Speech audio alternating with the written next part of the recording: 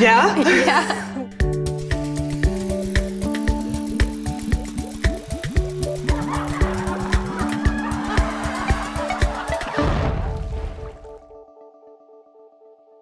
Art. The expression or application of human creative skill and imagination. That is how it is defined in the dictionary of my MacBook. You probably heard the term art therapy thrown around before, but today we're honing in on a new type of art therapy designed exclusively to focus in on positive emotions, personal control, and a sense of meaning. Now, you can get the down low on it here, but full disclosure, watching us test it out ourselves is going to be more entertaining. Plus, I have my own art therapist. Hey, how you doing? I'm good. How are you? I'm good. Great. Great. Welcome. Pamela is a registered and board-certified art therapist with the American Art Therapy Association. So, can flexing your artistic muscles really make you happier? Let's find out. Once again, we brought in a selection of subjects. Now, first we gave them a test to measure their current level of happiness. You're not done yet. I hate to tell you that. No, there's more. Next, we asked them to write out a list of things in their life that made them feel happy or supported. Then we had them assign a color to themselves and to each of the things on their list. I'm just gonna write ladies. That works? Yeah. I don't think there's any misinterpreting that. Yeah. It felt like the right time to rope them into doing something creative. So we traced a life-size outline of their body. Do I smell good? Fantastic. And told them to fill it in with the different colors, depending on where it resonated for them. We told them to put a circle in the center that represented themselves. Now, they hadn't realized it, but we'd put them in a reflective state of mind, and in order to complete the exercise, they had to really focus on how each person or thing contributed to their life. So, what was that like for you? Oh, I loved it. I love art and I love to paint. I used to paint when I was a little girl with my grandma. Oh, you did?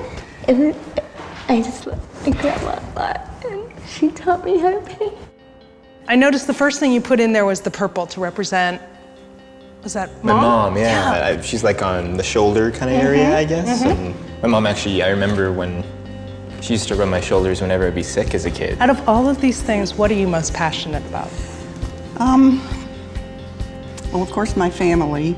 I have 7 children, and they're spread all over. There are 3 in California, and I rarely get to see them. So I'd have to say that my family is my passion. Orange, what is orange? Orange is ladies. The ladies. Yeah.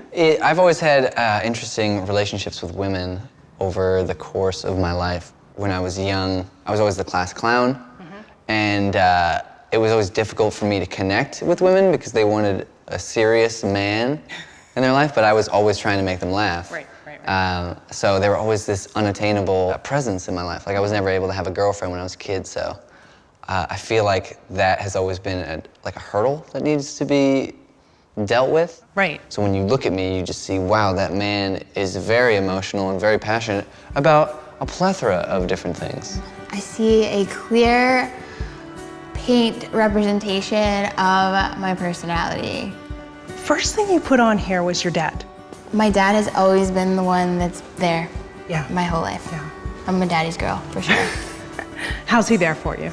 Oh my gosh, I have to be careful what I say around him. Like, if I say, oh, I broke my pencil today, I'll have like 24 packs of pencils on my doorstep the next day. Every time I'm on the phone with my dad, present day, he's like, well, just in case I'm not around tomorrow. Like, he does stuff like that. Is that hard sometimes for you? When he's making a joke out of something so big? Yes. Yeah. But there's just like that. The one right in the middle is my mom. What is going on? This is so weird.